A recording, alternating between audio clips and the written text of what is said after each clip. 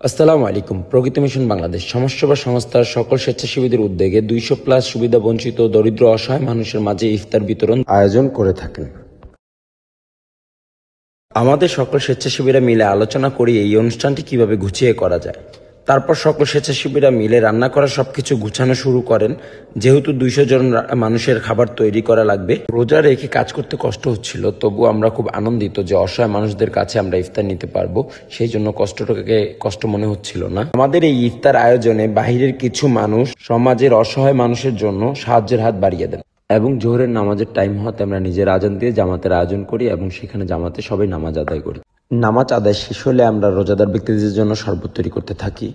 আমরা চেষ্টা করে থাকি যে আমরা প্রতিদিন যেভাবে ইফতার করি একজন রোজাদার ব্যক্তিকেও আমরা সেভাবে ইফতার দিব। শুকরিয়া আদায় করি, আমাদের সবকিছু সেভাবেই হয় এবং আল্লাহর রহমতে আমাদের সকল খাবারগুলো প্যাকেজিং করা হয়ে যায় এবং তা আমরা প্যাকেট করে উপরে লিখে দিই ইফতার উপহার। ইফতারের সময় হয়ে যাওয়ায় আমাদের সকল স্বেচ্ছাসেবীরা অসহায় দরিদ্র ভাইদের মাঝে ইফতার বিলিয়ে দিতে গাড়ির উদ্দেশ্যে ইফতারগুলো নিয়ে যায়। ইফতার বিতরণের জন্য আমাদের সকল স্বেচ্ছাসেবী ভাইরা রওনা দেয় এবং রোজাদার ব্যক্তিদের জন্য ঠান্ডা পানি শরবতের ব্যবস্থা করে। আমাদের সকলেরই উচিত এই সমাজের সুবিধা বঞ্চিত অসহায় দরিদ্র এবং সকল রমজান মাসের রোজাদার ব্যক্তিদের জন্য কিছু করা।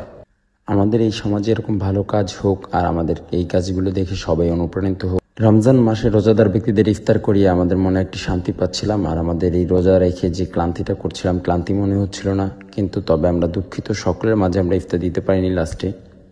তবে ইনশাআল্লাহ পরবর্তী টাইমে আমরা সকলের জন্য ভালো কিছু করার চেষ্টা করব। সবাই দোয়া রাখবেন ও ভালোবাসা রাখবেন। ধন্যবাদ। আসসালামু আলাইকুম। প্রগতি মিশন বাংলাদেশ।